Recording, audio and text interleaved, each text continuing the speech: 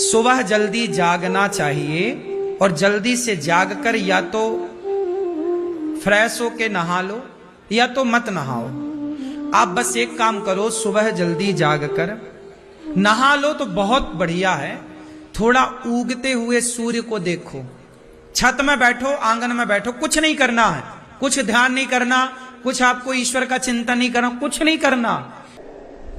सुबह उठ के किससे नहाना है बोलो? जो सुबह उठ करके पसीने से नहीं नहाता वो पापी होता है। क्यों?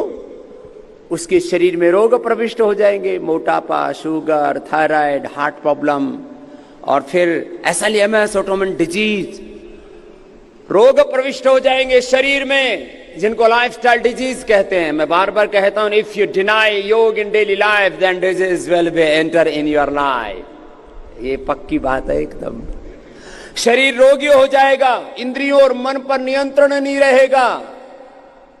तो आम आदमी भी गांव में बोलता है ना, भाई ये इसने तो अपना आपा ही खो दिया।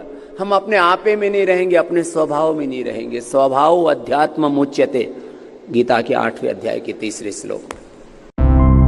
सुंदर बात है, तुम्हें कोई ब्रह्मचारी बना सके ऐसी कोई औषधि नहीं। एकमात्र मन को प्रभु में लगाकर नाम जप करो और जो संयम बताया जा रहा है वैसा करो, सब ठीक हो जाएगा, सब ठीक हो जाएगा। तुम समर्थ बन जाओगे अपनी इंद्रियों को रोकने के लिए। उपासक पहले भोजन पर सुधार कर रहे। भोजन और बुद्धि का परस्पर बड़ा घनिष्ठ संबंध है। सात्विक आहार निसंदेह आपको इस क्रियाओं से विजय प्राप्त करवा देगा। ध्यान से सुनिए, सात्विक आहार, जब आप भोजन पा रहे हो उस समय नाम जप जरूर चलना चाहिए।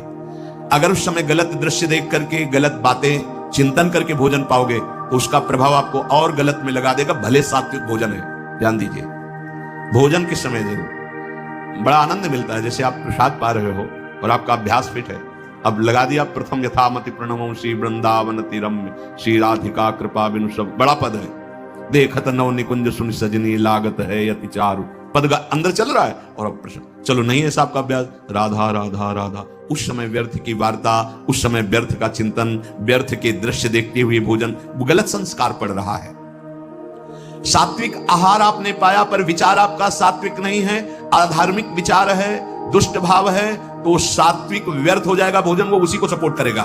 भोजन के समय बिल्कुल सावधान रहो, वो आपकी नस नाड़ियों में फैलकर वैसा ही प्रभाव फैलाएगा जैसा आप चिंतन करें। नियम कर्म के बारे में श्री कपिल भगवान बता रहे हैं। ज्यादा तो नहीं, क्योंकि